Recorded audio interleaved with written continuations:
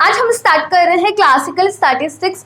Classical statistics होता क्या है? बेसिकली पहले तो मैं आपको इसको इंट्रोड्यूस कर देती हूँ। आपके सिलेबस में यूनिट 3 है ये, थर्मोडायनेमिक एंड स्टैटिस्टिकल फिजिक्स में। ओके, ये मत सोचना कि हम डायरेक्ट यूनिट 3 कैसे स्टार्ट करें, यूनिट 1 और 2 तो हमने पढ़ाया ही नहीं है, तो कोई दिक्कत वाली बात नहीं है। क्लासिकल स्टैटिस्टिक्स में जो भी बेसिक टर्मिनोलॉजी हम यूज में लेंगे उनके लेक्चर्स मैंने ऑलरेडी अपलोड कर रखे हैं।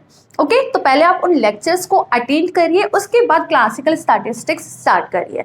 फिर भी यहाँ पे कुछ भी न्यू टर्म आती है तो मैं आपको वही डिफाइन कर दूंगी, तो आपको कोई दिक्कत नहीं आने वाली है। यदि आपने फर्स्ट यूनिट और सेकंड यूनिट नहीं पढ़ा है तो आप क्लासिकल स्टैटिस्टिक्स से स्टार्ट कर सकते हैं आपके सिलेबस को। ओके, सो स्टार्ट करते हैं क्लासिकल स्टैटिस्टिक्स।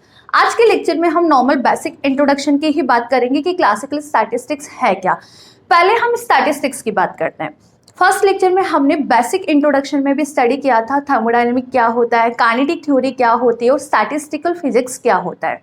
तो क्या आपको थोड़ा बहुत रिमेंबर है कि हम स्टैटिस्टिकल में किस टाइप के सिस्टम्स का स्टडी कर रहे थे? थर्मोडायनेमिक, काइनेटिक थ्योरी और स्टैटिस्टिकल, तीनों में ही हम किसका स्टडी करते हैं? मैक्रो सिस्टम का। मैक्रो सिस्टम होता क्या है? मेनी पार्टिकल सिस्टम को ही हम क्या बोलते हैं? Macro system. क्या बोलते हैं? Macro system. तो हम मैक्रो सिस्टम की थर्मल प्रॉपर्टीज का स्टडी कर रहे थे। मैक्रो सिस्टम की थर्मल प्रॉपर्टीज का स्टडी कर रहे थे। 3 वे से हम कर सकते हैं, एक थर्मोडायनेमिक से भी कर सकते हैं, काइनेटिक थ्योरी से भी कर सकते हैं और स्टैटिस्टिकल से भी कर सकते हैं। फिर स्टैटिस्टिकल क्यों पढ़ रहे हैं जब आप थर्मोडायनेमिक और काइनेटिक थ्योरी से भी स्टडी कर सकते हो? तो वहां हमने क्या देखा था कि काइनेटिक थ्योरी में आप क्या करते हो? इंडिविजुअल पार्टिकल का स्टडी करते हो। लाइक यदि मैं यहाँ इस पार्टिकल की बात करूँ तो इस पार्टिकल का मोशन किस तरह से, ये किस वेलोसिटी से मूव कर रहा है, ये कहाँ से कॉलिजन करके कितनी एनर्जी को खर्च कर रहा है। ओवरऑल काइनेटिक थ्योरी में हम किसकी बात करते हैं? ओनली इंडिविजुअल पार्टिकल की बात करते हैं। बट इतने सारे लार्ज पार्टिकल है तो इतना बड़ा टफ टास्क हो गया ना कि यहाँ पे आप इंडिविजुअल पार्टिकल का स्टडी करोगे और इतने सारे नंबर ऑफ पार्टिकल्स है तो मतलब आपको इतने नंबर ऑफ पार्टिकल्स का स्टडी करना है, तो it's a time taken process and it's a tough process. That's why इसका अल्टरनेट क्या ऑप्शन निकाला? स्टैटिस्टिकल। उसमें आपको क्या करना होता है? उसमें जितने भी नंबर ऑफ पार्टिकल्स है आप यहाँ पे क्या करोगे? सिस्टम की प्रॉपर्टीज को डिफाइन करोगे, किससे? By average value and by most probable value. दिमाग में एक ही चीज रखनी है, इन स्टैटिस्टिकल फिजिक्स हम यहाँ पे क्या करते हैं? इंडिविजुअल पार्टिकल की बात ना करके ओवरऑल पार्टिकल्स के एवरेज वैल्यू को डिटरमाइन करेंगे, मोस्ट प्रोबेबल वैल्यूज को डिटरमाइन करेंगे। वो वैल्यूज ही इस सिस्टम की प्रॉपर्टीज को डिफाइन करेगी।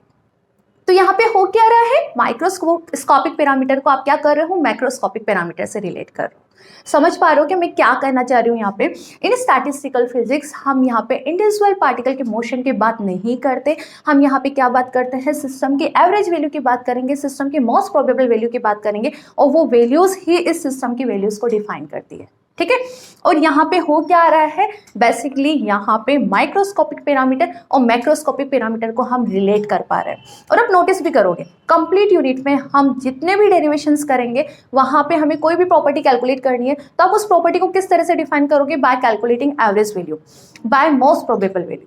तो पूरा कंप्लीट यहाँ पे मैथमेटिकल पोर्शन आने वाला है, आप बहुत इंजॉय करोगे इसको, बहुत अच्छे से हम इसका स्टडी करेंगे, एक एक स्टेप को क्लियर करेंगे, एक एक कॉन्सेप्ट का स्टडी करते हुए हम आगे बढ़ेंगे। ठीक है, सो स्टैटिस्टिकल है क्या? Basically it's relate microscopic parameter to macroscopic parameter. Okay, and statistical का प्रॉफिट क्या है? In statistical we are not concern the actual value of individual particle but we are find the average and most probable values of properties. इस system की properties को हम किस तरह से कैलकुलेट करेंगे? By the average value and by the most probable value. Okay, so this is statistical. तो पहले आप इसको राइट डाउन करो कि स्टैटिस्टिक्स होता क्या है, स्टैटिस्टिकल का प्रॉफिट क्या है। स्टैटिस्टिक्स है क्या? Related microscopic parameter to macroscopic parameter, and इसका प्रॉफिट क्या है? In statistical we are not concern the actual value of individual particle but we can find the average and most probable value of system. ठीक है, so statistics पहले write down करो, related the microscopic parameter to macroscopic parameter, and in statistical we are not concern with the actual motion of individual particle of the system but we are find the average in most probable value. Okay, यही इसका फायदा है कि आपको यहाँ पे individual particle का study नहीं करना है, आप यहाँ पे एवरेज और मोस्ट प्रोबेबल वैल्यू कैलकुलेट कर लो और वो ही यहाँ पे क्या शो करेगी, ओवरऑल वैल्यूज को शो करेगी। Okay, so find the average in most probable value of properties of the system. ठीक है, लिख लो एक बार इसको, दिस इज स्टैटिस्टिक्स और ये क्या है, स्टैटिस्टिक्स का वर्क है। ओके, नाउ स्टैटिस्टिक्स को हम यहाँ पे टू टाइप से स्टडी करते हैं, वन इज क्लासिकल स्टैटिस्टिक्स और सेकेंड इज क्वांटम स्टैटिस्टिक्स। कर दूं क्या मैं ऊपर का erase? One is classical statistics and second is quantum statistics. तो कहाँ आप क्लासिकल अप्लाई करोगे और कहाँ आप क्वांटम अप्लाई करोगे, देख लो एक बार। स्टैटिस्टिक्स को हम यहाँ पे टू टाइप से स्टडी करते हैं, one is classical and second is quantum.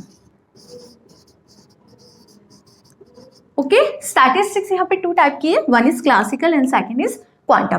Classical statistics आपका है unit 3, okay, and quantum statistics है आपका यूनिट 4। ठीक है, और दोनों में ओनली एक एक चैप्टर है, ध्यान रखना दोनों में ओनली एक एक चैप्टर है, तो ये आपका सिलेबस इजीली कवर करवा देगा 50%। आप 2 चैप्टर से 50% सिलेबस को कवर कर सकते हो। ठीक है, क्लासिकल स्टैटिस्टिक्स को हम एमबी स्टैटिस्टिक्स भी बोलते हैं, एमबी स्टैटिस्टिक्स।